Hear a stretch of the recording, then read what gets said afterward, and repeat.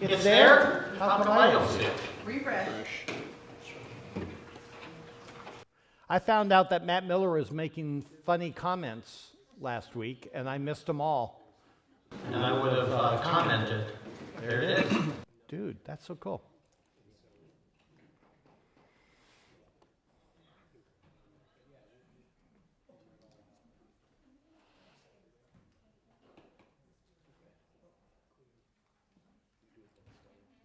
Okay, so let's pray. Thank you, Father, again for an opportunity to look at your word. Thank you for every one of these people who are willing to give their time to come and listen and partake and participate. So I do pray that you would bless them, open their eyes to the beauty of your word. Let us receive it with humility. Let us see the glory that is laid out for us in this first chapter. Give my mind clarity as well as theirs so that we can walk away comprehending. In your Son's holy name, amen. So, how is everyone doing? All right, so I told you last week that we normally start out with Ask Me Anything, and that's what we're going to do is start out with Ask Me Anything. Obviously, we're up here. I'm in the process of trying to purchase something called seminar tables. Do you know what those are? They're just more narrow. And if we can buy those, I think we can go right back downstairs. It's a little bit more conducive for teaching in a group like this. So, but right now we're up here. So you guys who are far away, you're not going to help me if you have a question, but you don't yell. You're going to have to speak good for my sake, okay? And so we'll just make this work, and you be patient with me, and I'll be patient with you, and we'll do it. But any questions on anything? Yes, ma'am. Yeah, I started reading The Unseen Realm, and how many gods did God create? Okay, the thick unseen realm or the thin unseen realm? Okay. I got the thick one too, but I still got the thin. It's kind of confusing. Yeah, why are you reading that? Because you suggested it. Yeah, that's what I thought.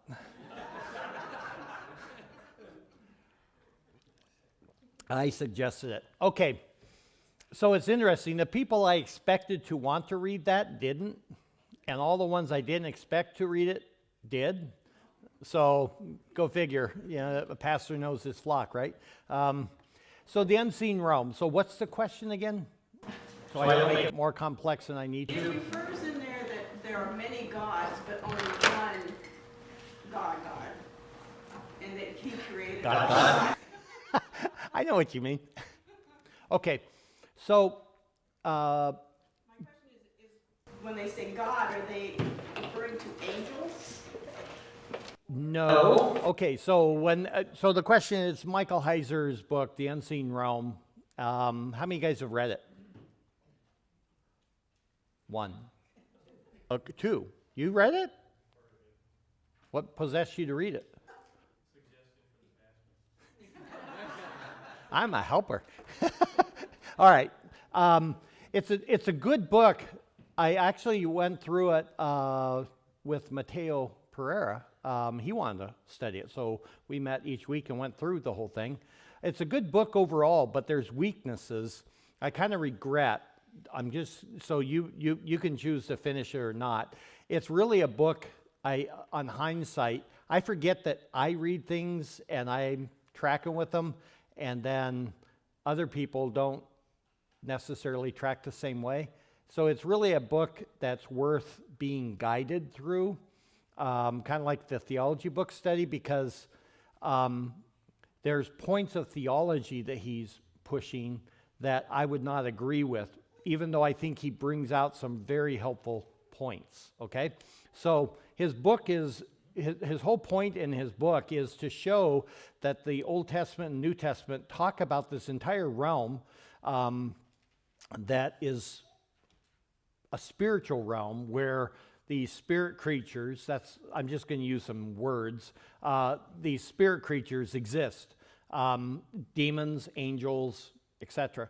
And I dealt with this to a degree in my early part of my study through Ephesians when I was preaching. So you could, if you wanted to get kind of an update on that, I would recommend you go to the sermon archive and maybe you may have to go to sermon audio. I can't remember when I preached in Ephesians anymore. But the first beginning part of that, I do a short series called Real Reality. And what I'm trying to show is that in our material world that we live within, that's actually a philosophy, a worldview. Only what we see exists. But in fact, what we're doing, Francis Schaeffer, he's with the Lord now, but a former apologist or defender of the faith, he argues that that's only half the orange. There's a whole other half that we don't know about. And yet the Bible talks about it. And yet we conduct our lives frequently as if there is nothing else going on. And so what Heiser does is he does an extremely good job of showing you within the biblical text the many, many places, in fact, that it does deal with this idea. But there's also some points where I would exegetically, meaning from dealing with the actual biblical text there, I would have a different opinion about what he's saying. I think his theology sometimes controls how he interprets a Bible passage. And so like where it says in Genesis 2, let us make man in our image, that plural us, he argues that that's the divine counsel. So what he argues for is that within God's creation, he not only did he make heavens and earth, but he made the spirit realm as well. And in there's these various orders of angelic or spirit creatures. Some of them are just called angels. Some of them are called cherubim, seraphim, right? Archangels. Then you have this thing in Daniel called the Watchers, which is like, what's up with that? And that's very intriguing. And then you have demons and spirits and evil ones. And so are they all the same thing, or are they different classes? It's a very fascinating and intriguing idea. But you can go weird easily because you only have so much biblical data that you can deal with.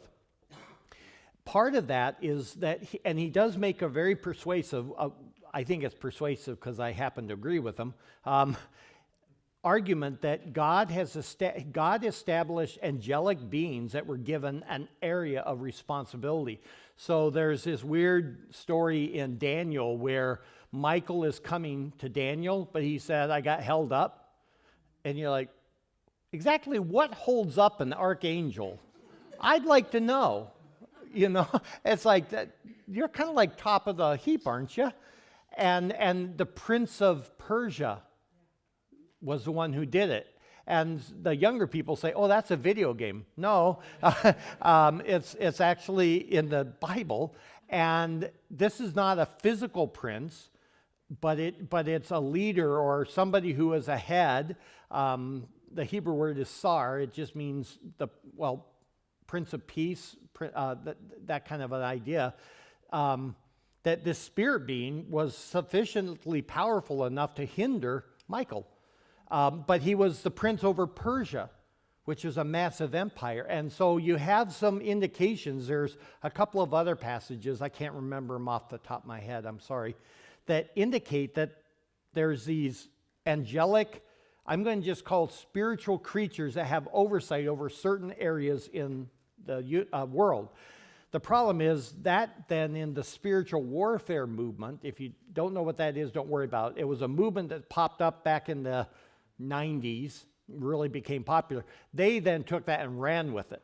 And it still kind of wanders around. So you'll have people on prayer walks, and they're binding Satan here and there, and they're going to bind this, the demon of Kenosha that's binding, you know. And they go beyond what the text says, but that does indicate that.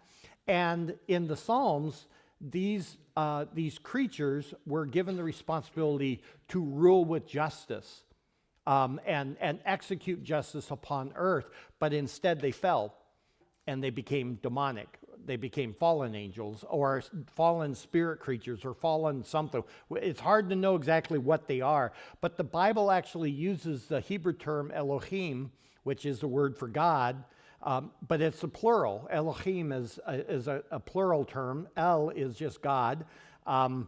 And it at times it's referring to, as you said, God. I'll give you a better word, Yahweh, that's his name, right? That way you never wonder, like, who am I talking about? And other times it's talking about what Heiser would call a divine counsel. They're not gods in the Yahweh sense. There's only one true God, one who is self-existent and eternal, okay? And yet he did create these others that he uses the term. I mean, we can argue all day long, well, that's not right, but it's like, well, that's what the Bible uses, is the literal word for Elohim, and so, which is God, or gods. And so they would be like a demigod or God-like from a human perspective. The problem is, again, there's very little data. It's there. I don't dispute it, but how you're going to work it out and play it out, that can become a bit problematic. So if you're going to read it, I can't say it's a bad book. I think it's a good book, but it does have some problematic points of theology as well. So don't think you're reading something that's perfect. I hope that was kind of a vague answer, but off the top of my head, that's the best I can do. Does that help? Yes, it did. All right, so other questions? You can always ask a follow-up. So then, in the Old Testament, Baal and others, would you say, is it clear that they perhaps are that? Baal and Molech and stuff, are they perhaps? Very, very much so, yes.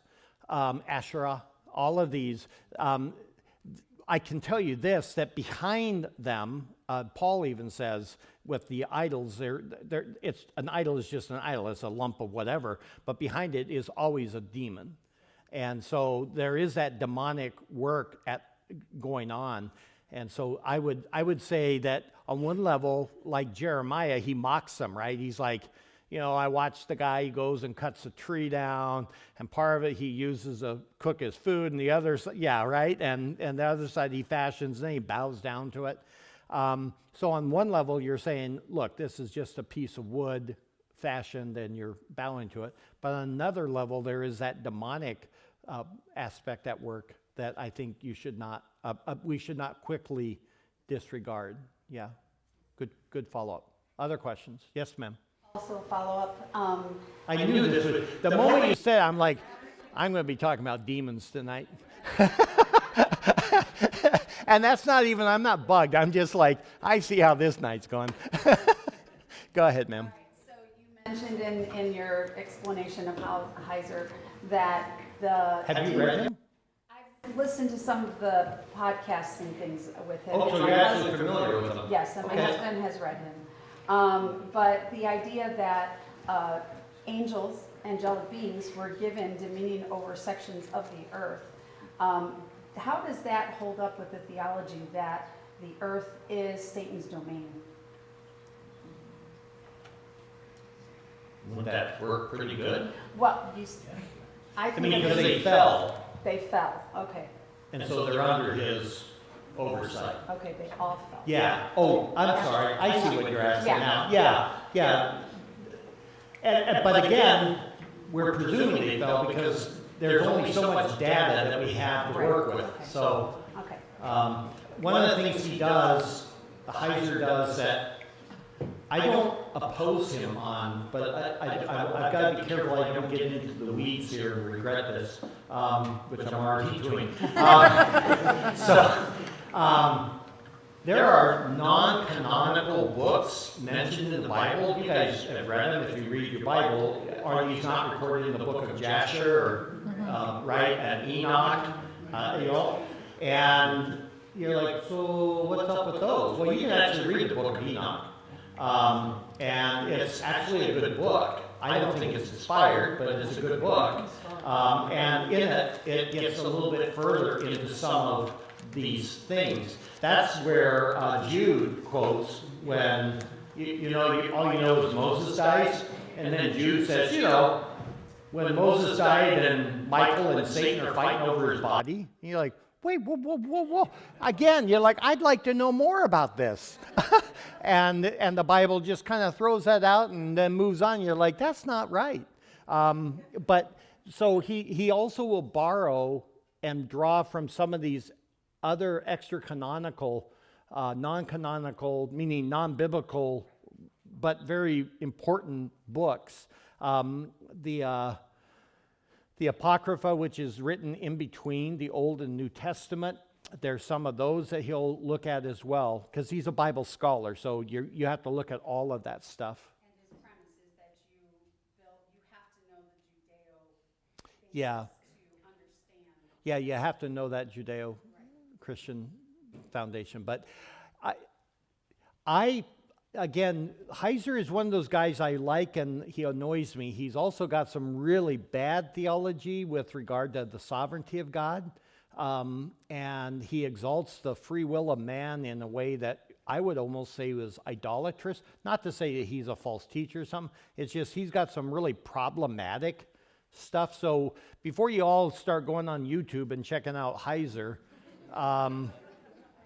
just be aware of the fact that and yeah, but this is a forum where those kinds of questions should be asked, so I'm glad they're being asked. Other questions?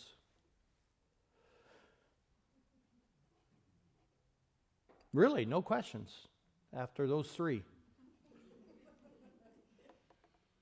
I always get tempted to ask you questions then. So nothing's on your mind. You're all just, yes, ma'am. Or are you waving at me? Yes, ma'am. Okay, you gotta talk louder. Do you recommend reading the Apocrypha? Yeah, there's nothing evil about reading the Apocrypha. There's a lot of helpful. It tells you a lot about what goes on in between that 400 years of silence. God was silent, but people sure weren't. So you get to learn a lot about the Maccabees, which was a very important group, and they tried to usher in the millennial kingdom and the return of Christ through their own rebellion. And so there's a lot of good stuff in there that actually helps you understand how it helps set the scene of what you see when Christ appears in the Acts. I mean, you've got a zealot, like Judas was likely a zealot. And you're like, what's going on with that? Well, he's connected back to the Maccabean rebellion. And so it's worth your time. I wouldn't become a student of it, but it's not like you're touching demonic stuff. It's no different than other material that you would read. Just keep it in mind that it's not the Bible. Nothing else? Yes, ma'am. This is probably nothing new, but it's new for me because I'm hearing about people doing this deconstruction. Okay, it's new to you, but then I couldn't hear. People undergoing deconstruction. Oh, deconstructing their faith? With Harris, and then I'm hearing other people. Yeah, it's really cool to undergoing deconstruction. I'm doing it for the sake of the mic and the tape, okay? Have you heard the term ex-evangelical? Oh, that's hashtag ex-evangelical. Instead of an evangelical, I'm now an ex-evangelical, and I'm going through my process of deconstructing my faith. The Bible calls it apostasy, but I mean, you want to call it deconstruction, fine. But go ahead, ask the question. I'm getting confused because, like, for instance, my sister-in-law's pastor is teaching, well, we don't know if people that leave the church or say I'm not a Christian anymore, we don't know if they really believed at one point and now they don't believe, and I'm getting confused with one saved, always saved, and Okay, well, first of all, you're in the right study. So your sister's pastor said, look, people who leave the faith, we don't know if they were really saved or not. Does he also indicate, they're in the process of deconstructing their belief system, but that doesn't mean that they're abandoning Christ. They might just be abandoning traditions that don't need to be there. Do you know if that's come up? it's more abandoning Christ. Okay, wow, okay. Well, that's an easy one to answer. But then how does this fit into the idea of once saved, always saved, and things like that, right? Opposed to you're lost or you're drifting or Backsliding. Did you ever grow up hearing that word? I went to a church that backsliding was a big word. Carnal Christian was another one, but I never heard that one. It was backsliding for me. I was in Nazarenes. Nazarenes know all about backsliding. Okay, I'm making a joke of it, and it's actually burdensome to the person who's like, but that's me. Anyhow, okay, so let me answer quickly because actually the book of Hebrews will address that whole thing, okay? So that's one. It is, right now, what's going on in our nation is really sick. And I'm not talking about the macro view of what's going on in our nation. That's even sicker, okay? But what's going on within the America in the church, it's really a sick thing.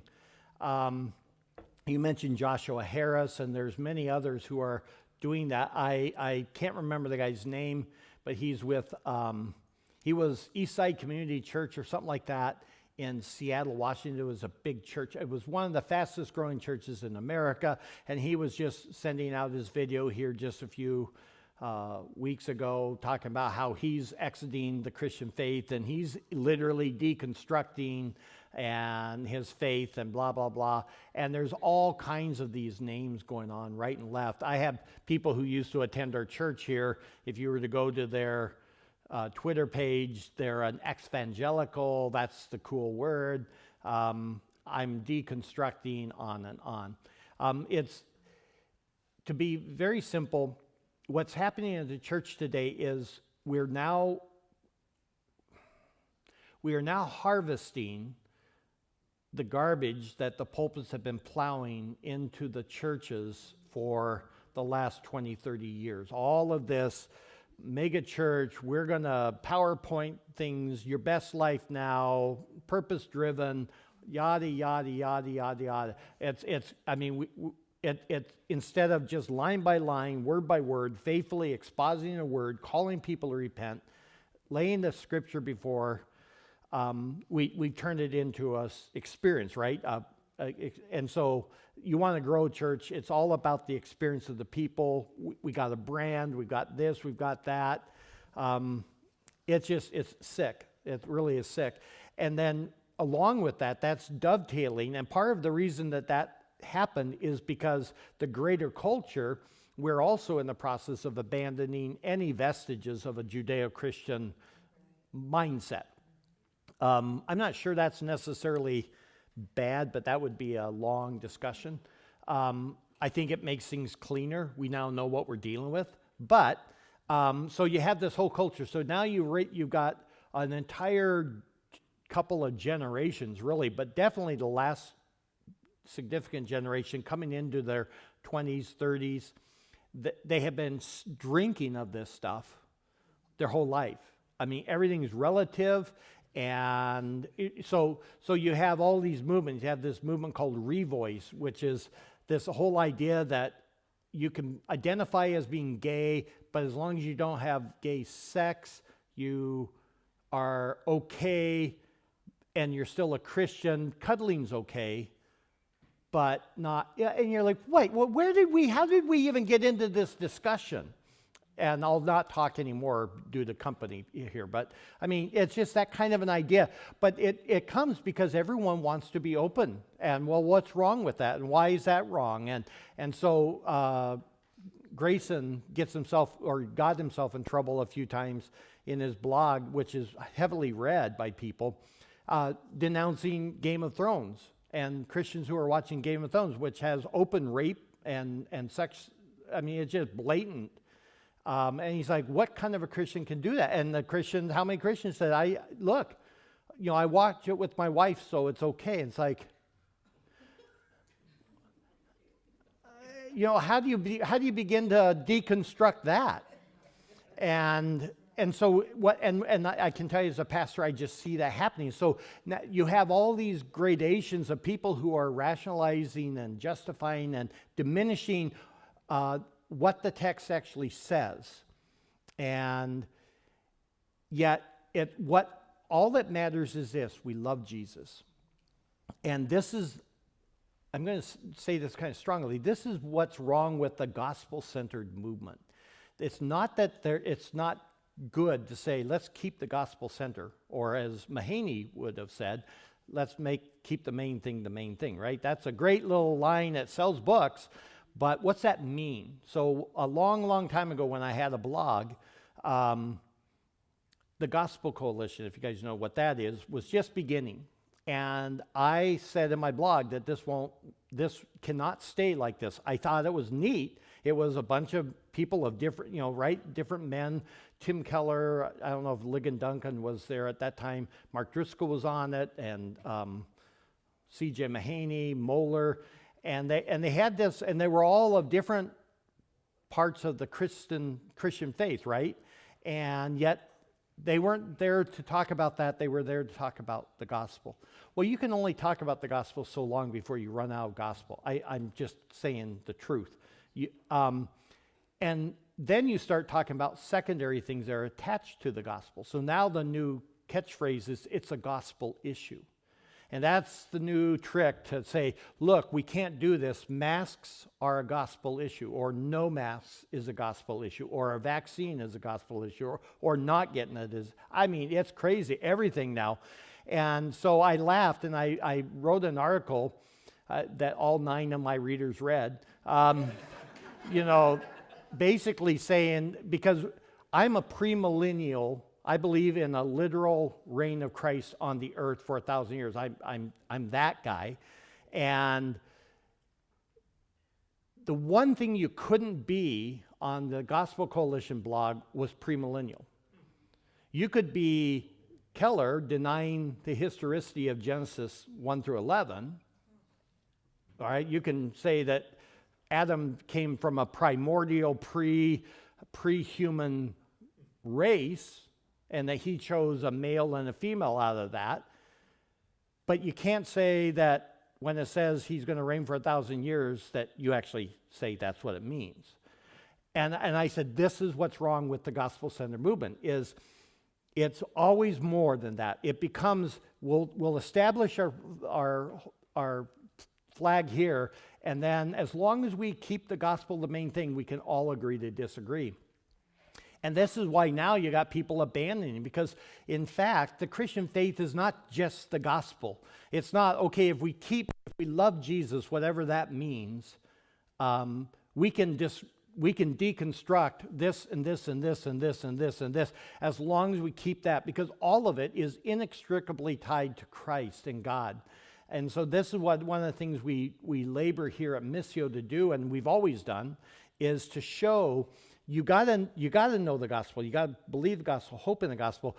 But when you believe that, other things then start piling on with that. Okay, now you have to begin the process of renewing your mind and putting on Christ and taking on a biblical mindset. And everyone nods on that until it touches in their life. Okay, and so what has happened in the greater Christendom is these people all thought they could love Jesus, but they never really converted to Christ. They were never really converted, but they were making money, and they were branded, and they were being blessed by this machine called Big Evangelical, or Big Eva is the way they call it. I mean, Joshua Harris is not anybody gifted, but he got picked by Mahaney, and the machine of Mahaney with sovereign grace pushed him along and lifted him up. Mark Driscoll, if you want to hear a fascinating podcast, go to Christianity Today, The Rise and Fall of Mars Hill. It's absolutely fascinating of him. And all of the machinations behind the scene that was elevating this man who was very bright, but it wasn't godly. And then they rise up and they burn out because they're doing all this through marketing and blah, blah, blah. And so then they start to question it. And so they start talking about deconstruction. So look, I just don't need this anymore. I'm tired. I'm worn out here. I'm worn out there. And so they start giving up this and this and this. And at some point you just peel the banana until the banana's gone and you've apostatized. And so theologically they never were in Christ.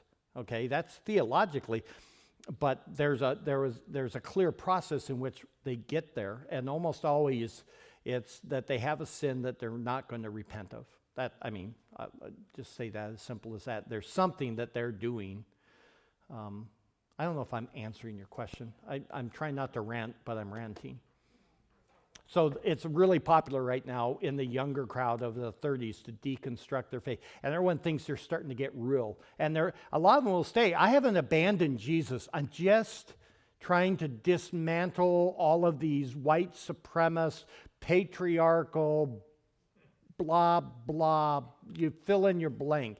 And I'm finding that, that's all here. It's the same pit of hell, just with modern garb. Okay? One more question if there is, and it's not long. If not, we'll get into Hebrews. All right, Hebrews. Chapter 1, verses 4 through 14.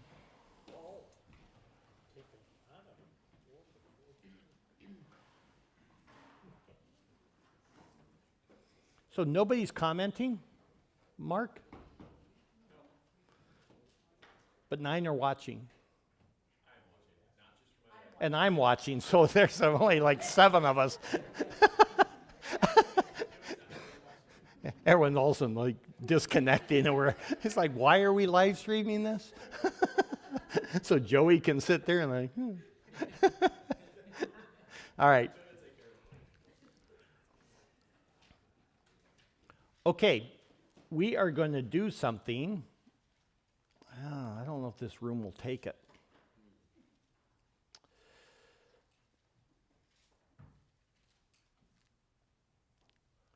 I need 5 hands with good voices and reading voices who would be willing to read. You want to try, Henry? You do? Okay. So I'm gonna have. I don't want to give you. Yeah. I want you, Henry, to read 1 through 4. Okay. Wait a second. Who else? Yeah, you got a great voice. Okay, you're going to do 5 through 8. Somebody else? Kendall? 9 through 11, your hubby, 10, 9 through 11, your hubby, that's it. We'll go to the end, okay? Henry, do me a favor. Would you be willing to stand up and turn and face them so that they can be, your voice can be heard? Good job, bud.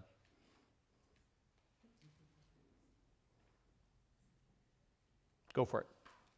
After God spoke long ago in various portions and in various ways to our ancestors through the prophets, in these last days he has spoken to us in the Son, whom he appointed heir all things, and through whom he created the world.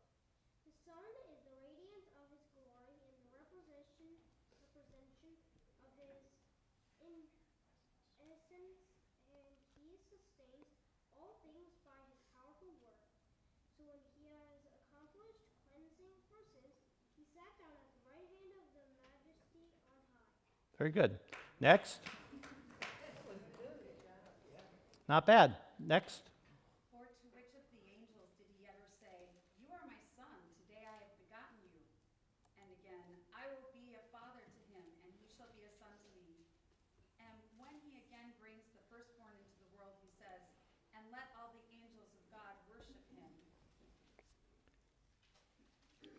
Next. And the Oh. angel he says, "Who makes his angel winds and his ministers a flame of fire." But of the Son he says, "Your throne, O God, is forever and ever, and the righteous scepter is the scepter of his kingdom." You have loved righteousness and hated wickedness. Therefore God, your God, has anointed you with the oil of gladness beyond your companions. And you, Lord, laid the foundation of the earth in the beginning, and the heavens are the work of your hands. They will perish, but you remain. They will all wear out like a garment. And like a robe you will fold them up. Like a garment they will be changed, but you are the same, and your years will never run out. But to which of the angels has he ever said, sit at my right hand until I make your enemies a footstool for your feet. Are they not all ministering spirits sent out to serve those who will inherit salvation? All right, actually, I do want to read chapter 2 as well, so somebody else read verses 1 through 5.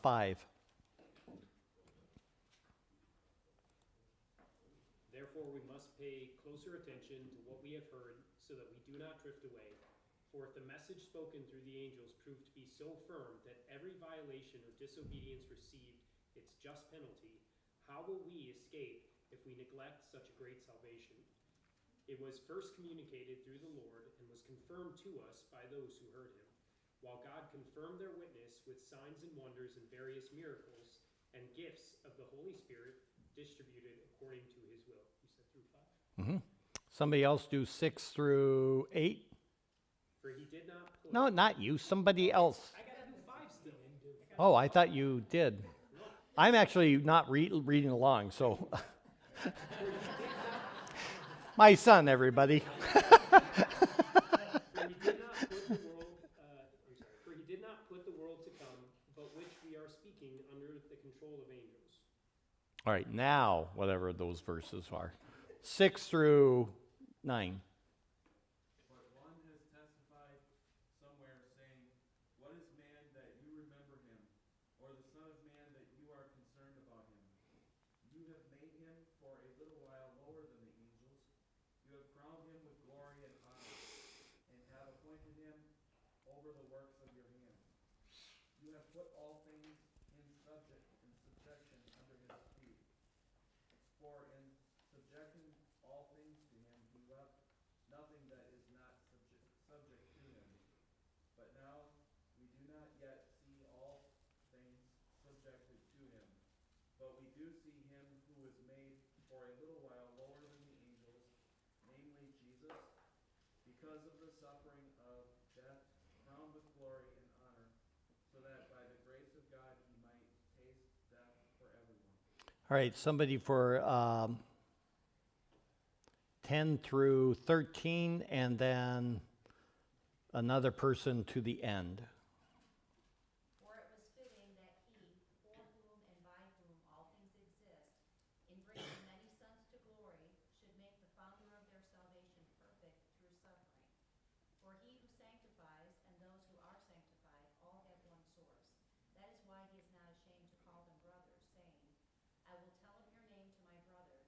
In the midst of the congregation I will sing your praise. And again I will put my trust in him. And again, behold, I and the children God has given me. One last person to finish it. Therefore the children share in flesh and blood. He himself likewise partook of the same things, that through death he might destroy the one who has the power of death, that is, the devil, and deliver all those who through fear of death were subject to lifelong slavery. For surely it is not angels that he helps, but he helps the offspring of Abraham. Therefore he had to be made like his brothers in every respect, so that he might become a merciful and faithful high priest in the service of God, to make supplication for the sins of the people. For because he himself has suffered when tempted, he is able to help those who are being tempted. Yeah, you got the hard word. Good job, bud. Okay, so last week we saw that Jesus was what's the overarching theme of Hebrews? The key theme. Christ is supreme. Supreme over everything. All right. That's kind of redundant, but I want to drive that home. Christ is supreme, superior over everything, right? What's the sub-theme? Somebody else. Raise your hand just so, okay, Shelby. Don't fall away. Why? Yes, but why is that the sub-theme? Aside from the fact it's a sub-theme. What's the theme, Shelby? The supremacy of Christ over And therefore, what's the subtheme? Just say what you answered before. Therefore, the key thing is, therefore, don't fall away. Because if you fall away from Christ, what do you got? Nothing. Okay? Very, very important. And it goes, Sandy, to your point. It's like, deconstruct all you want, but whatever you grabbed hold of is something less superior. Okay? So that's the theme. And so over and over again, what the writer will do, and we know the writer is who?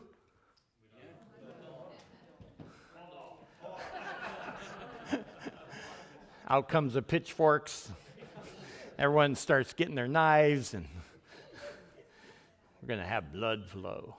All right, so we don't know who, but the author is going to make that point over and over and over again. Jesus is superior over. So do you know what he was superior over in verses 1 through 4? The old revelation? Yeah, he is the superior revelation. God spoke in the past in many different ways, right? But in the last days, he spoke through his Son. And so you can go back behind Christ or behind the Son, but that's superior in the sense it's God's revelation. Now he is speaking through his Son himself. So he's already establishing that Christ is the key revelation of God, okay? Today, what we're going to see, and actually all the way into chapter 2, and the reason I had you read this is chapter 1, 4 through 14, and all the way to chapter 2 to the end is one section. In verses 4 through 14, he's going to make the argument that the Son is higher than the angels. And then in chapter 2, 1 through 4, I'll repeat this. Therefore, we better listen to what he said. And then 5 through 18, the Son became lower than the angels to save us. Okay, so 4 through 14, the Son is higher than the angels.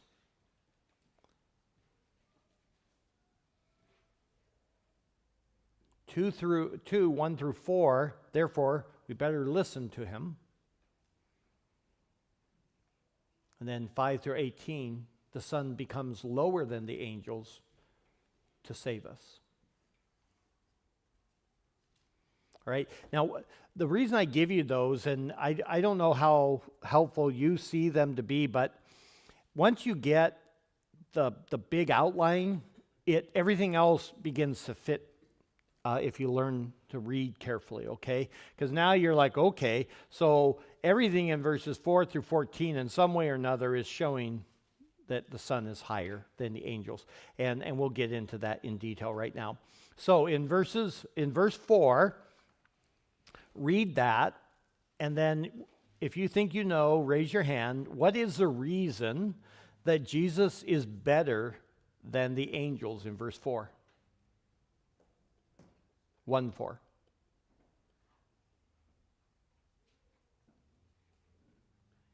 Okay, Noah? Because of the name Okay, say louder for everyone. because of the name he's inherited? Yeah, because of the name that he has inherited, okay? Very simple. Again, you're going to find that a lot of my questions aren't that deep. Sometimes they'll be a pain because you'll be trying to find them in the text, and I'll say it's not in the Bible, so stop looking. What I'm trying to do there is get you to make application or think, now, okay, here's what the text is saying, therefore, what ought we do? But a lot of these, they're just simply teaching you to let the text say what it says. A lot of times we try to find deeper answers than we need to. Now, this is actually connected back to verses 3 and verse 5. So looking back at verse 3, where is he seated? Yeah, he's seated at the right hand of the majesty, okay? He's on the right hand of God, the position of authority and honor. And then down in verse 5, what do we see him being described as? The Son, okay? The Son. And so you have those two pancaking, if you will, or sandwiching yeah, that's a better word, sandwiching this middle thing that he's inherited this more excellent name because he's seated on the right hand of the majesty. But who is the majesty? Yeah, the Father would be here, kind of. All right, so if he's on the right hand of of majesty, but what does he call the majesty? According to verse 5. No, not the Son. What does the Son? He calls him Father. Do you see already? I mean, this is something no Jew would do.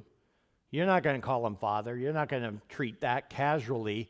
And in fact, they go to stone Jesus when he calls him my Father because he's making himself equal to God, because that makes him the Son. And if you're the Son, then you have the same essence of God, and we can't be having that. So understand it's put there, the way he inherits his more excellent name. The more excellent name is this name Son, and it's because he's seated next to the Father, okay? Now, what are the 4 arguments that are made regarding Jesus and the angels? See if you can look through this scripture, this passage, and see if you can come up. There are basically 4 arguments given that the writer gives for why he's better than the angels, or 4 arguments that he makes regarding Jesus and the angels. I already gave you one.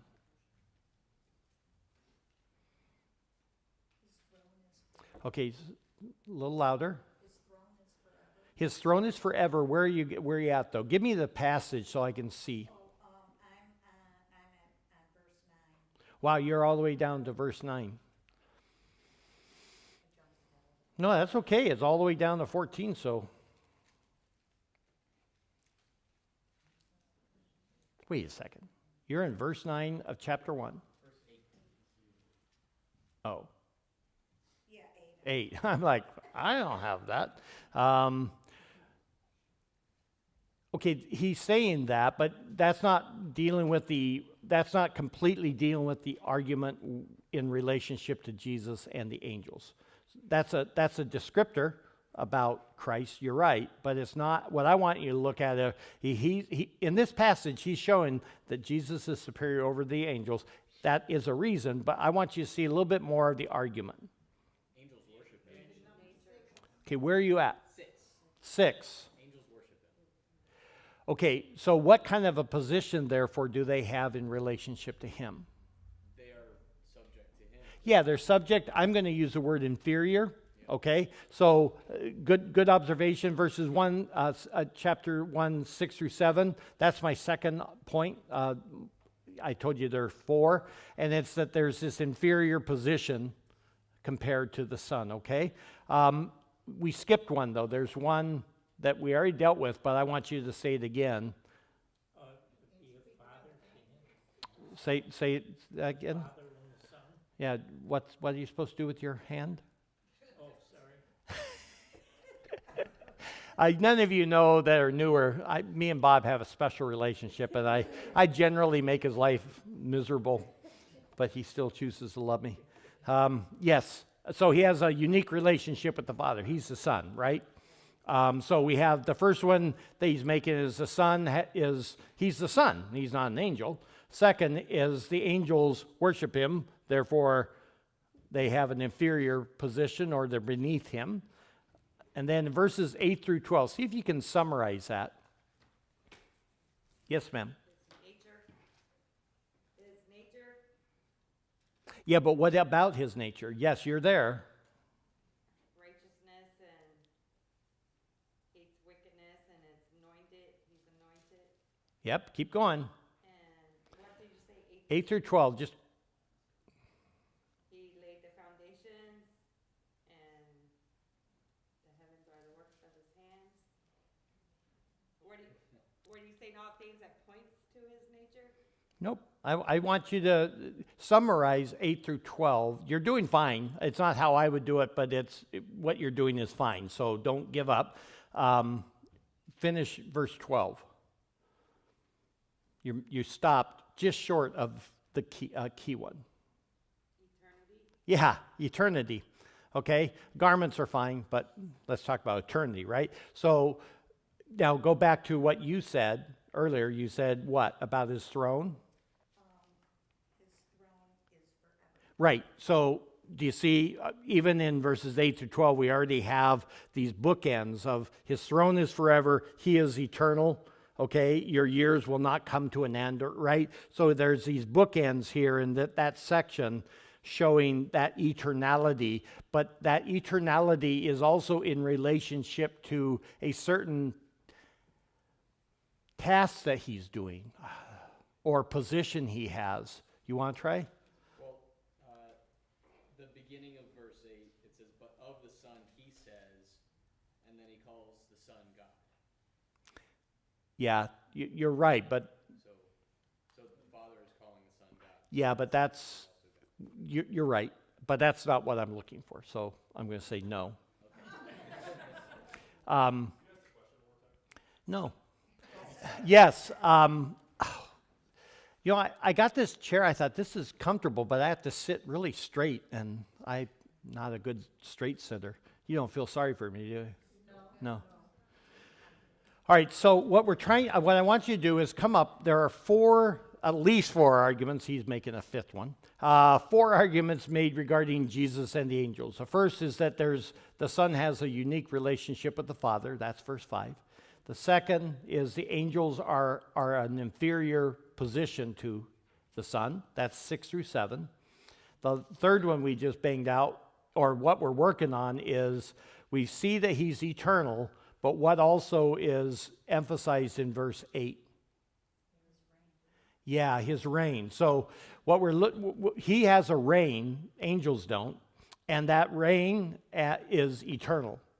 Okay, it's an eternal reign. So that's something already, again, that he's exalted beyond the angels. And then verses 13 to 14. This is a pretty simple one, but so simple that you might overthink this. Sitting at the right hand. Yeah, but what's his argument in verse 13, Maddie? He is sitting at the right hand, but what's the author saying before he gets into that Old Testament quote? The angels are ministering spirits. No, that's after the quote. I'm saying, look at the first part of verse 13. Tony? His position is higher than the angels. Yeah, but what is the author doing? Yes, you're right, but what is the author simply doing to make that? God is unique because God has never given that position to anyone else. Yes. How many angels did he ever say? Yes, and so what is that? Which angel has he ever said? What's he making there? An argument, someone said? Okay, an argument's good. There's another word that starts with C. A comparison is closer. A contrast. Very good. He's making a contrast. He's contrasting between the two. To which of these angels has he ever said? But he said this to the Son. Okay? Now, the idea of Son, there's a question that arises in verse 5 that maybe you've never asked, but I want to ask you, and then we'll go for it. What does the word today mean?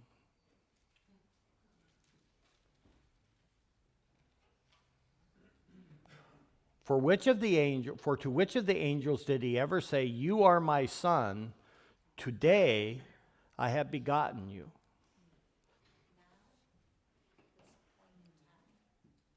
Okay, now in this point of time, so what point of time was it?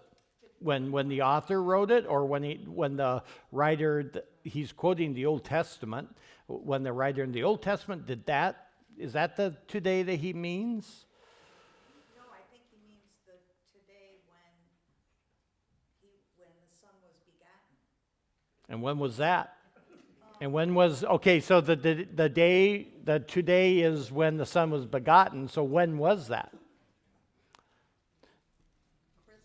Christmas? I like that. Well done. Okay, somebody down here want to try or conception at what Christmas? Okay.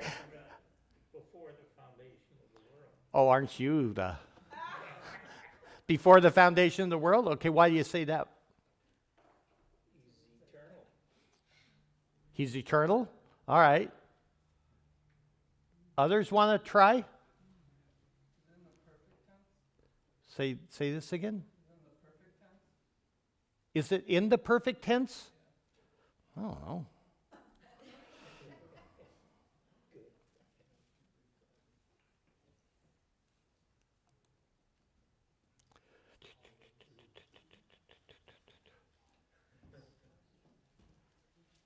Well, it's an adverb, so not even. No. No, it's not. What does today mean? No, but I'm saying, what word were you looking at in the perfect tense? Today. Does it have to do with Psalms 2? Psalm 2? Why do you say that? Yeah, good for you. Who said that? I don't know. They're not using their hands over here. Okay, yeah, so in Psalm 2, he's quoting that, right? And he's applying it to Christ. It does have something to do with Psalm 2. Here, I'm going to save us some time now. I expected this, and usually there's just a bunch of flailing. Okay, this is one of those things where when you're studying, your eyes can go right over that. Okay, that's just a quote, and let's move on. But actually, it raises questions. When did the Son become the Son?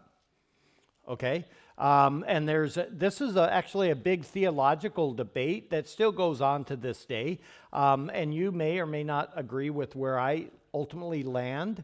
I dealt with this already when I was in Romans preaching, but I also, the first chapter of Romans, the first 3 verses, I got into this whole issue, but there is this debate. How many guys have ever interacted at all with the issue of the eternal sonship of Christ? Yeah, 2, 3, 4. How many guys have never heard this idea of the eternal sonship or this as an issue? Okay. And the rest of you are just daydreaming? Okay. So this is bigger than you realize because it also gets into other aspects of the relationship of the Father, the Son, and the Spirit. So if you've ever listened to our podcast, we dealt with the Trinity. In fact, just so you know, I actually was asked to go into the... Hey, Henry, who is Catherine? What grade is she in? First grade. The first grade class today. I just stuck my head in to see what they're doing, and the teacher said, come in. And I'm like, okay. And she said, can you explain to the kids the Trinity? Sure, like, I'm so glad you're here, because she's like, I've already made the mistake of using the apple. I said, congratulations, you're teaching heresy. And she's like, I know. So explain it to them. So I explained it to them, and my sweet granddaughter, Catherine, says, I still don't understand. And I said, that's okay, just accept it. And she's like, yes, sir. So issue solved. But it gets into the relationship of, remember I was joking around with the word ontology last week? Ontology is a state of being. And so when we're talking about the ontological Trinity, we're talking about the essence of their being, what they are, that they are all three are fully God, yet one God. Yet there is no co-mingling of them. So the Father is the Father and is fully God. The Son is God and fully God. The Spirit is God and fully God. Yet the Son is not the Spirit. The Spirit is not the Father. And the Father is not whoever I forgot. Okay? And yet it's not three gods. It's three persons, one God. That's the ontological aspect. This is what theologians use, the terms, so that you can, because you have to somehow begin to wrap your head around this idea that is beyond our ability to grasp. Never use three-leaf clover or sunshine or water or apple or egg or anything else. Those are ancient heresies, and They're just wrong, okay? But then you get into the economic trinity. And the economic trinity, all the theologian is now doing is how does the Trinity relate to one another? How does the Father relate to the Son and the Son to the Father? And are they the exact same thing? This then gets into things like the relationship of male and female within the church and within creation. And so there's these... Theology matters, and it gets complex, and most of us never bother to scratch the surface on these theological things, and then so what we do is we're reduced to arguments that are just angry and small. When we're dealing with the Son, the question is, you kill him? All right, you got it. Now you got it. All right. Sorry, I was like, what? That's okay. When you're dealing with the Son, when did he become the Son? Or has he always been the Son? And if he has always been the Son, does that have an effect then on how the second person of the Trinity interacts with the third person, the Spirit, and the first person, the Father, or not? That's the question, okay? And whether you're asking it or not, I'm asking the question, okay? So when we get into this thing, the issue is the Son the eternal Son? Has he always been the Son? So you argued before the foundation of the earth because he's eternal. Were you actually arguing for the eternal sonship of Christ? Or okay. And then we had Christmas, somebody, and then conception, which is the same thing, right? Okay. So we'll work with that. Go to Romans 1, verse 3. Why am I picking up my phone? Romans 1.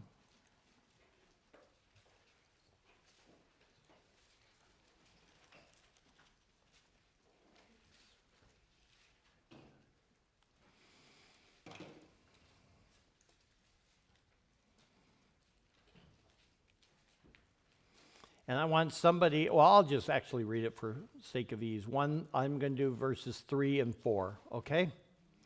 I just want you to pay attention to the idea of son, okay?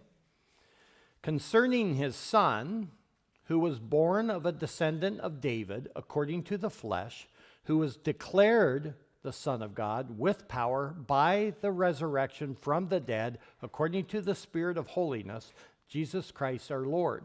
So when did he become the Son? Well, when did God declare it? At the resurrection. Okay, so he's quoting the Old Testament, though. In Hebrews, he's quoting what psalm? Psalm 2. How long ago was Psalm 2 written? Quick, somebody. Surely you know this. During the Davidic reign. How's that? That's a nice way around answering that question. Right? So David wrote the psalm, and yet he's talking about the Son, and today I've begotten thee.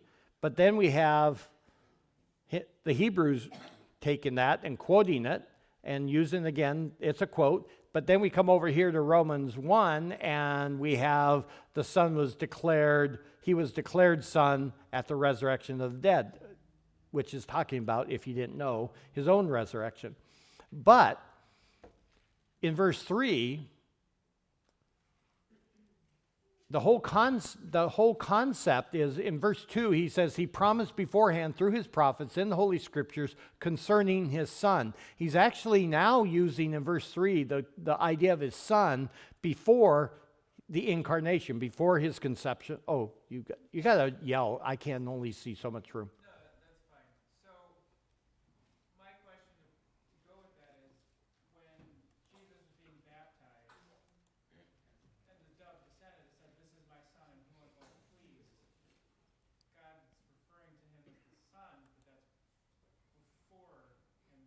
Yes, that's actually my point. So at his baptism, thou art my Son, in whom I'm well pleased, listen to him, right? So we already have him pronouncing that. My actually showing is that all the way back to Psalm 2, he's the Son. You also have that, but I was approaching it a different way, but no, it's a good point that you raise. So you have him being called the Son there. Here in Romans 1, actually, he's already referring to him as Son in verse 3. And if you were to, I don't ask you to do it, but if you diagram this out, you'd find that the Son is already the Son when he's declared the Son. That's what I'm actually getting to. Okay? In other words, this gets complex. So he's the Son who's now declared the Son. And you're like, all right, that clears it all up. Let me keep going. Go read John 3:16 and 17.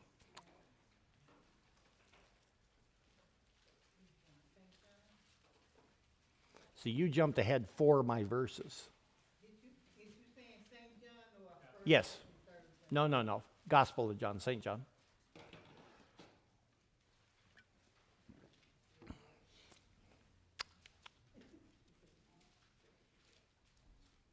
Now, all of you can probably say the first verse by heart, but 17 not so much, right?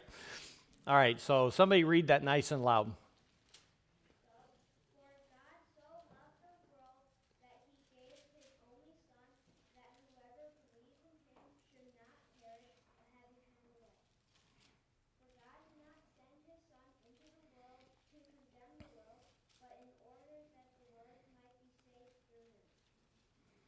Okay, very good. That was Clark, right? Nicely done, buddy. All right, so who did God give because he loved the world? The Son, okay? Who did God send to be into the world in verse 17? His Son. So before Christ came into the world, what was he already? The Son. You got that? So in Galatians 4:4, here's another one. I'll just read this, but Galatians 4:4. In the fullness of time came, God sent forth his Son, born of a woman, born under law. So he was already sending forth his Son now into time and space, into the conception, Christmas time. Okay? And then you have the passage you were talking about in Matthew 3:17, at the baptism, this is my beloved Son, in whom I'm well pleased. And so he's identifying that he's already his Son. Another example is in the parable of the landowner in Matthew 21. He talks about that the king sent his son into the vineyard, and then he gets killed and all of that. And it's an image of Christ and the Father sending his Son. That's a parable, so it's not as strong an argument. But the idea is this, is that he was not sent into the world to become the Son, but as the Son, he was sent into the world. Can you see the difference? But we see him called the Son while on the earth. So somebody, Matt, would you read Mark 1:11? And I'm going to read Acts 13:32 because I don't know how far I'll read.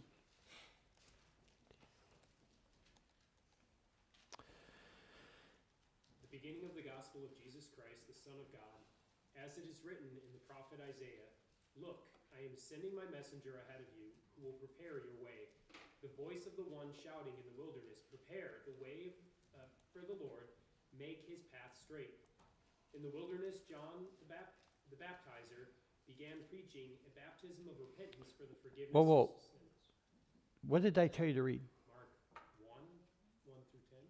No. I'm sorry. Verse 11. Just verse 11? Yeah, you're doing, I'm like, wow, he's just going to town there. That's my fault. Down 11. And a voice came from heaven, "You are my one dear Son, in you I take great delight." So again, it's the same as the Matthew passage. Now he's identifying him again on earth.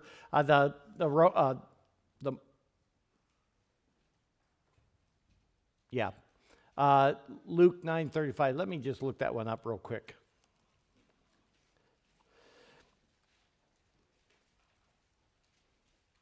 Yeah, again, at the transfiguration in Luke 9, do you guys know what the transfiguration is?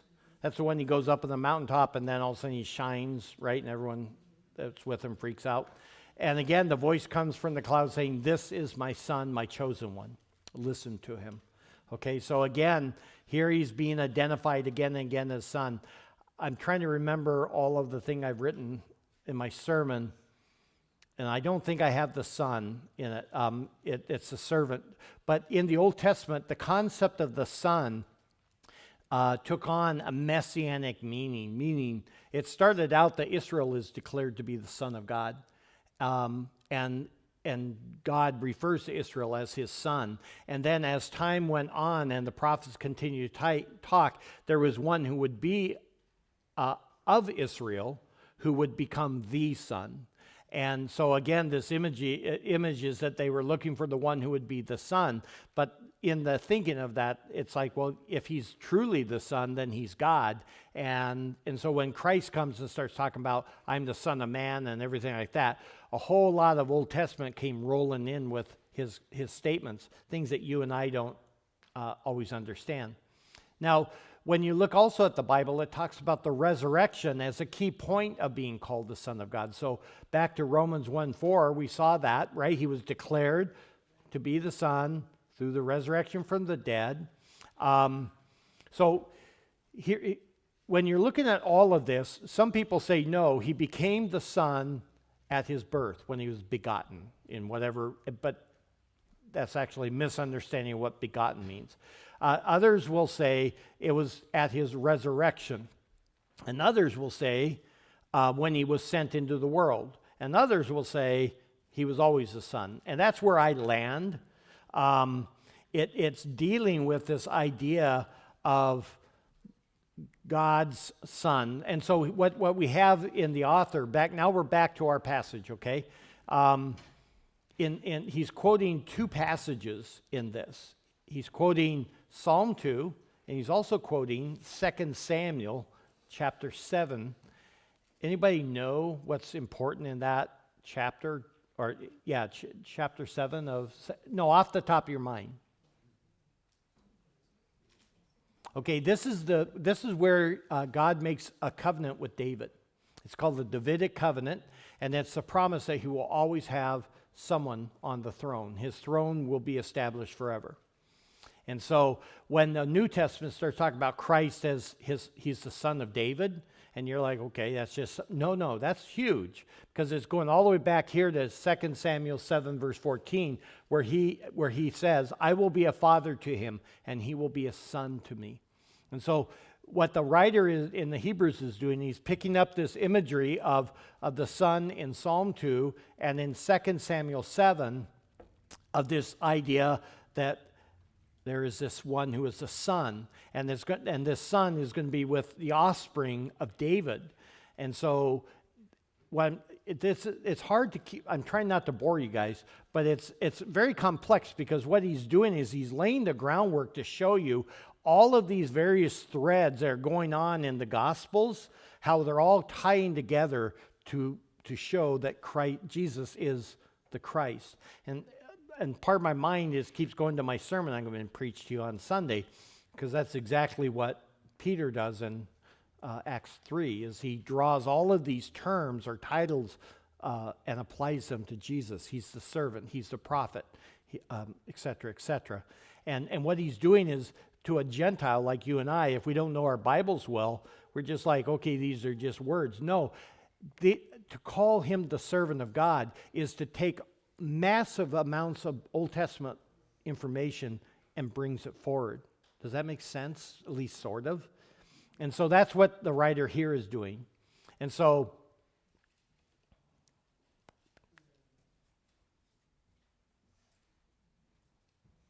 hang on here. Let me just read my notes real quick.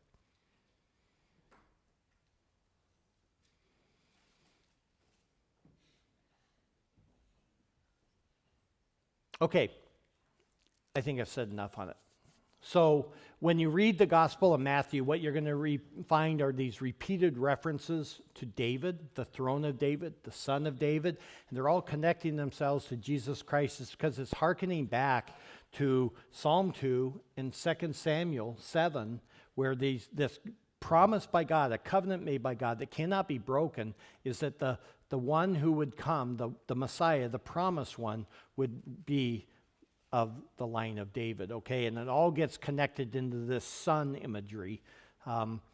Next, what we see is that Jesus is superior because he's receiving the worship from the angels, right? So let's go back to our passage in Hebrews.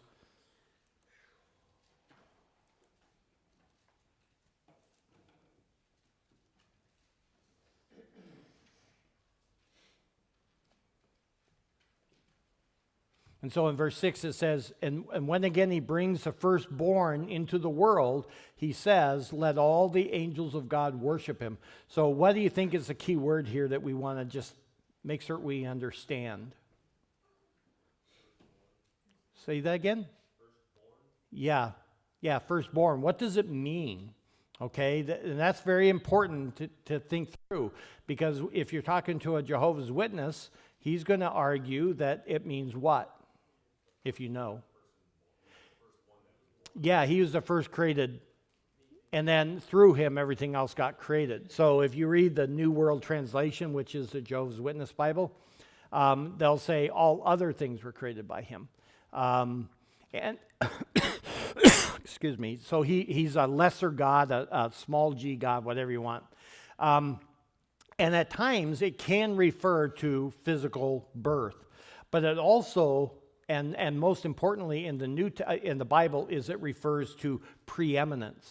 Okay, very important that you know that. In fact, Abraham has Isaac, and he is referred to as the firstborn. Was he the firstborn? No. Who was? Ishmael. How'd you like to be the firstborn and yet you're not the firstborn? And the reason is because the firstborn carries with it the preeminence, the preeminent position. So even though he was born first, he's not the firstborn. He was not the child of promise, and it doesn't matter in his birth order or anything else. He is called, he is not given the rights and the authority and the power of being one who is firstborn. So in Romans 8:29, you can see this term. I bring this only up because people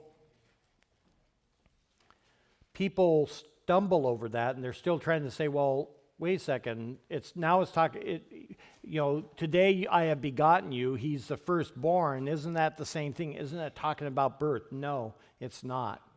And it's not talking about a birth in any way, shape, or form. So in verse 29, it says, for those whom he foreknew, he also predestined to become conformed to the image of his Son. For what purpose? Why are you and I, who are predestined to become conformed into the image of his Son? Why? So that, notice that's a key one that you would want to underline. That's showing purpose or result. For the result that he would be the what? The firstborn among many brethren. And so what makes him firstborn there? It's that everyone else who is now saved becomes conformed to his image, to his essence. Does that make sense? And that's just showing that he is preeminent over every other person. Colossians 1:15.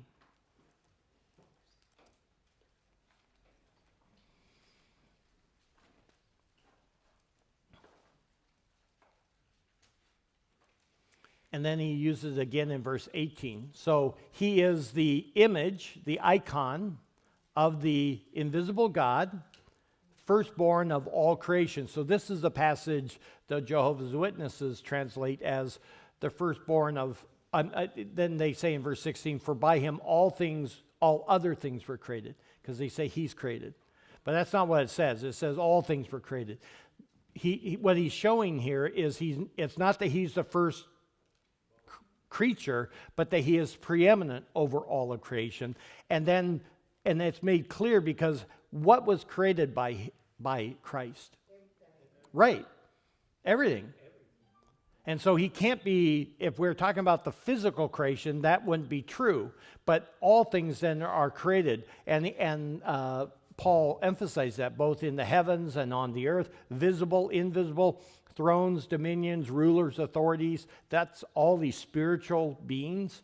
All things have been created through him and for him. So you see this preeminence of him over all of creation. But then what also is he called the firstborn in verse 18? Firstborn from the dead, right? Was he the firstborn ever from the dead?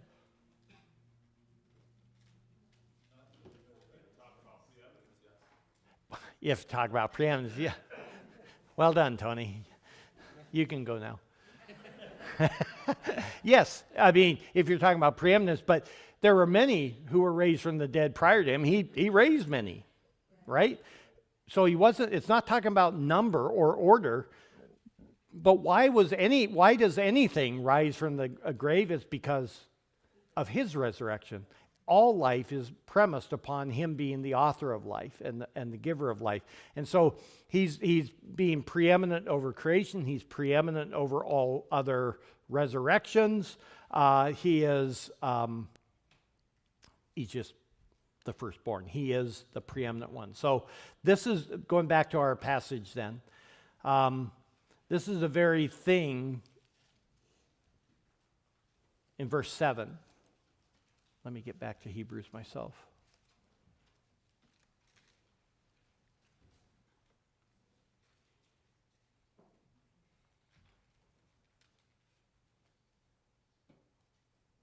So, being over creation, it says, and of the angels, he says, who makes his angels winds and his ministers a flame of fire.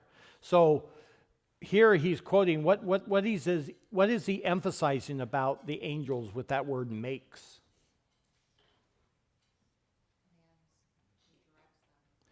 No, it's not.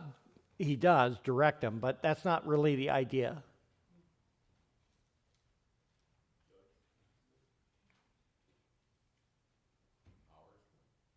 Empowers them? Yeah, but that's not it. You're correct. He does all those things too. Go ahead, Paul. Yeah, he creates them. He makes them these things. All right? Christ is firstborn. He's preeminent. The angels are made. They're creatures. That's the point. That's the simple point that he's trying to make. And so just notice that the angels are creatures. Remember, all we're looking at is that he's better than the angels. So they're pretty cool. They're pretty powerful, but they're made. Christ is the firstborn, okay? Along with that, then, he contrasts in verse 8, where is the throne of the Son? Well, I mean, where the throne of the Son is, he says that throne is what? And this is forever and ever, right? And so here we have angels, they have what? If they're made, that means they have something. A beginning, right? And then here we have the Son who has an eternal throne. And also notice in verse 8 that he overtly calls the Son God, right? Now, if you want, keep your finger there, but go to Isaiah 9. This might be of interest.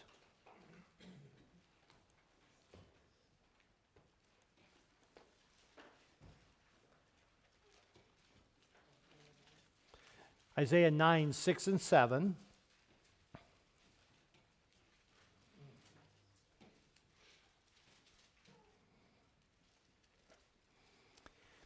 And I'm getting ahead of myself a little bit because this will be in my sermon too. We'll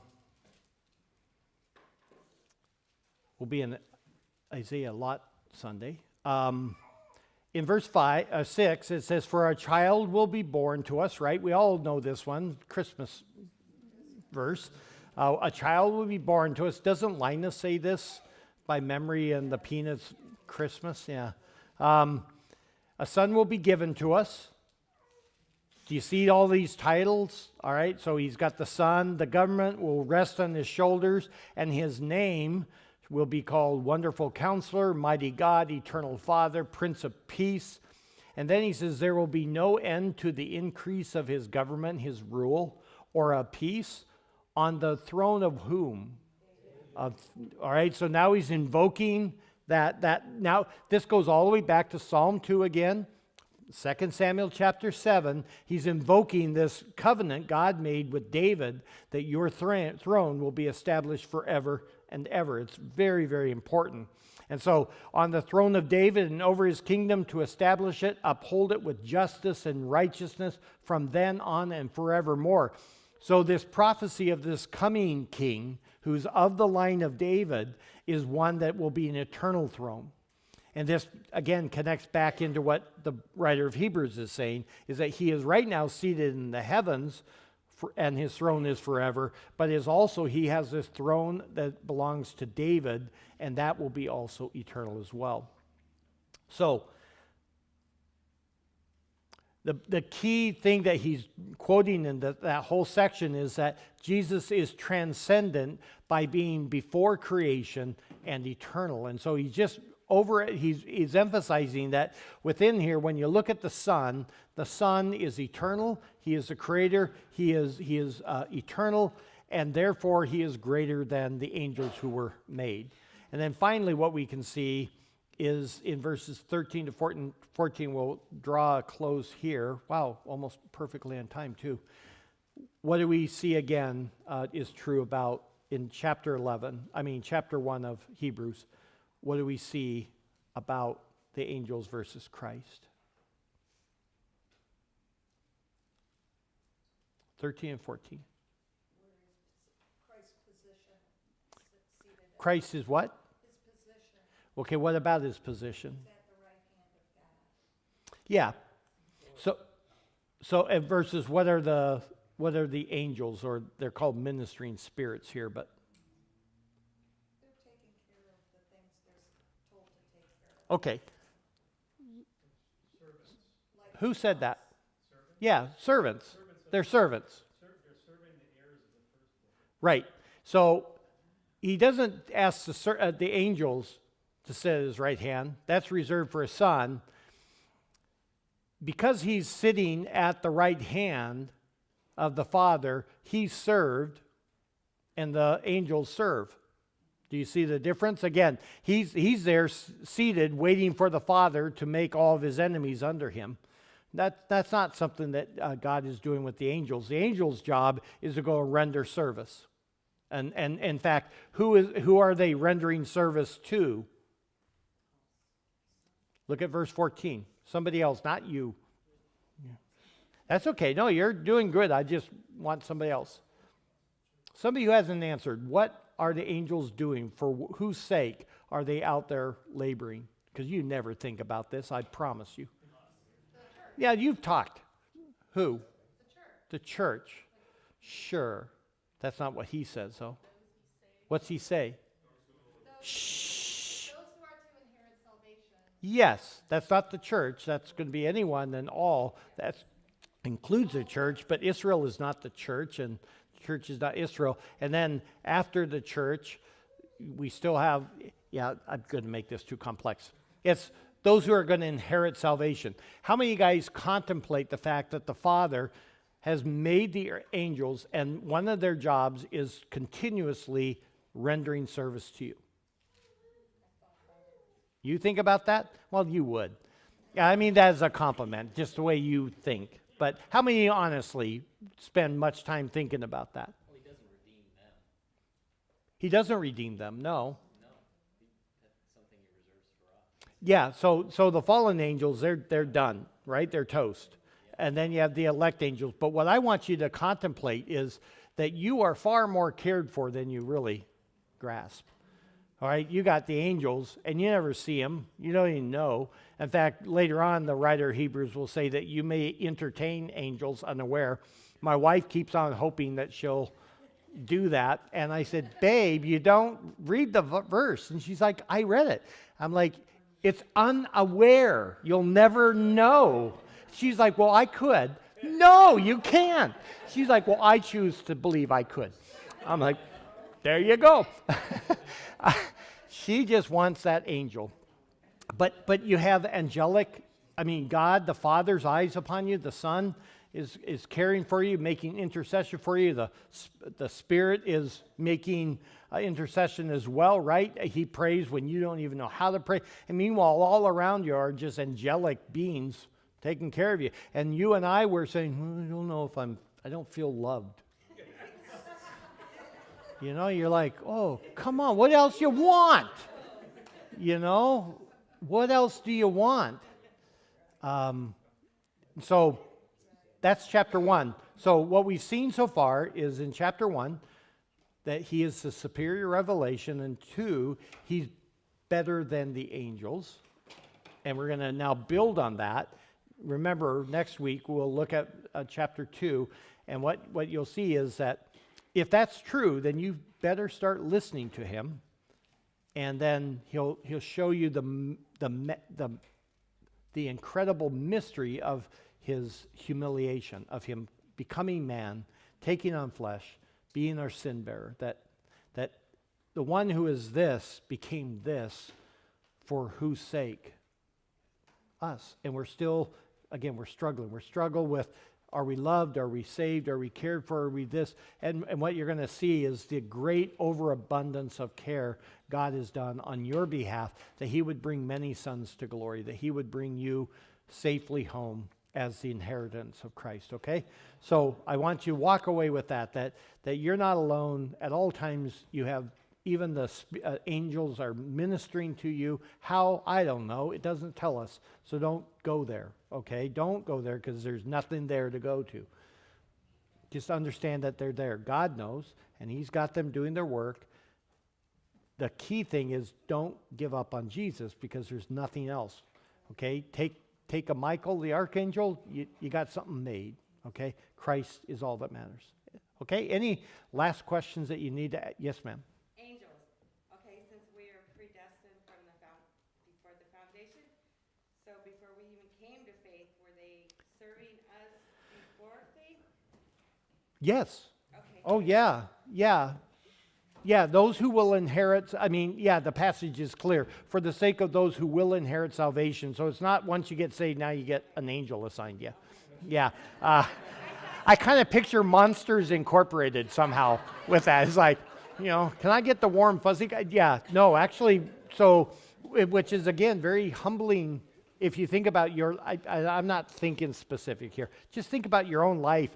Those of you saved later on in life where you think about some of those decisions and it's like, man, that could have gone bad, right? I know of one person and she was telling me about how a boyfriend that she knew of a friend of hers was thrown off the building by motorcycle gang because he didn't pay for the drugs. So they just took him up several stories and tossed him off. You're like, wow. And the point was, this was my world that I lived in, and yet God kept me. How? Why? Well, you have that. You have just this grace of God guiding you, and you look backwards, and it's kind of cool and very humbling. Yeah. Anything else? Yes, ma'am. This is kind of a technical question. I may have missed it. Going back to talking about the eternal sonship of Christ. So why is the word today used? Like, what does today mean? It is simply it literally is talking about, not a literal today. There he is just simply saying, today I begotten thee, thou art my son, okay? And all he is saying there is, I am now identifying you as son. He's always been son, but here in the psalmist, he's literally identifying his son. And the best way I could describe that to you is that he's revealing what he already was. Does that make sense, sort of? Okay. Yes, Tony. A little louder. I don't remember if you actually defined it. What do you mean by, what does begotten mean? Can you remind me that next week? Only because I want to be able to say it better than I'm going to be able to say it at this point. My brain's tired. That's a good question, okay? But it doesn't mean birth. I'll say that. But you remind me, and then send me a text to be kind and remind me, so I'm not sitting here saying, next week again. Okay? Yeah. Yes, sir. Did you have a verse reference for when Isaac is called firstborn? I just wanted to. It's actually in Hebrews. We'll get to it. Okay. He actually, the writer of Hebrews uses it. So just look up the word firstborn. Hang on here. Actually, I might be able to save you time. I got a computer here. Thought you were too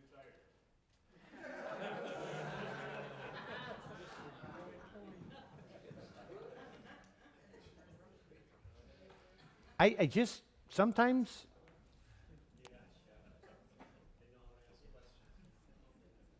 actually, I'm wrong. It's not in Hebrews.